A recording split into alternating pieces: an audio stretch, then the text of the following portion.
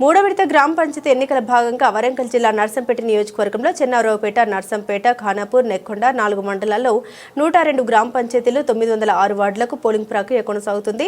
ఈ సందర్భంగా మండలానికి 2 చొప్పున ఆకుపచ్చని తోరణాలతో రంగురంగులతో ఏర్పాటు చేసిన హరిత పోలింగ్ కేంద్రాలు ఓటర్లను ఆకర్షిస్తున్నాయి. పోలింగ్ జరుగుతున్న 4 మండలాల్లోని పోలింగ్ కేంద్రాల్ని జిల్లా కలెక్టర్ సత్యశారద, రాష్ట్ర ఎన్నికల అబ్జర్వర్ బాలమయాదేవి సందర్శించి పోలింగ్ సరళిని పరిశీలించారు. మూడో విడతలో జరుగుతున్న గ్రామ పంచాయతీ ఎన్నికలు 4 మండలాల్లో ప్రశాంత వాతావరణంలో జరుగుతున్నాయని, ఇందులో ముఖ్యంగా ఓటర్లను ఆకర్షించే విధంగా హరిత పోలింగ్ కేంద్రాలు మండలానికి 4 చొప్పున ఏర్పాటు చేయడం జరిగిందని అన్నారు. 7 గంటలకు ప్రారంభమైన పోలింగ్ మధ్యాహ్నం 1 గంట వరకు సాగుతుందని, అనంతరం 2 గంటల నుండి ఓట్ల లెక్కింపు నిర్వహించనున్నట్లు కలెక్టర్ తెలిపారు. ముందుగా వార్డుల వారీగా ఓట్ల లెక్కింపు జరుగుతుందని అన్నారు. వార్డుల లెక్కింపు పూర్తి అయిన పిదప సర్పంచులకు సంబంధించిన ఓట్ల లెక్కింపు మొదలవుతుందని తెలిపారు. కౌంటింగ్ కోసం కట్టుదిట్టమైన ఏర్పాట్లు కూడా పూర్తి చేసినట్లు జిల్లా కలెక్టర్ సత్యశారద తెలిపారు.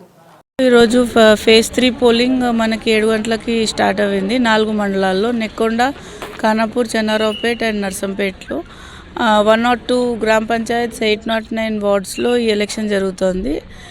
ఎందుకంటే మనకి 7 గ్రామ పంచాయత్స్, 137 వార్డ్స్ ఆల్రెడీ యునానిమస్ అవినాయి కాబట్టి మిగిలినవి నేను చెప్పిన ఈ గ్రామ పంచాయత్స్లో ఇప్పుడు ఎలక్షన్ జరుగుతోంది.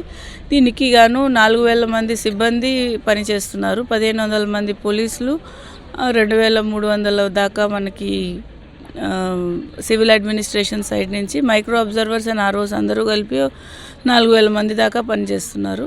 దీంట్లో 110 polling stations, sensitive polling stations, వీటిని వెబ్కాస్టింగ్ ద్వారా మనము అబ్జర్వ్ చేయడం జరుగుతుంది.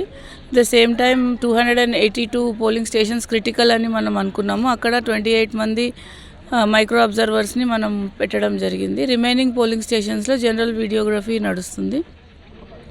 సో మేము ఫేజ్ 1, ఫేజ్ 2లో హరిత పోలింగ్ స్టేషన్స్ అనేటివి ఏర్పాటు చేయడం జరిగింది. వీటి ద్వారా మనకి పర్యావరణం హితాన్ని మనం చెప్తూ at the same time vote వేసేదానికి ఇంట్రెస్టింగ్గా పోలింగ్ స్టేషన్ తీర్చిదిద్దడంతో పాటు మనకి పోలింగ్ శాతాన్ని పెంచే అవకాశం మాకు కనపడింది. సో ప్రతి దగ్గర హరిత పోలింగ్ స్టేషన్స్ని అందరూ చాలా ఇంట్రెస్ట్ తోటి చూడడము అండ్ ఉత్సాహంతో ఓటు వేయడం జరుగుతుంది.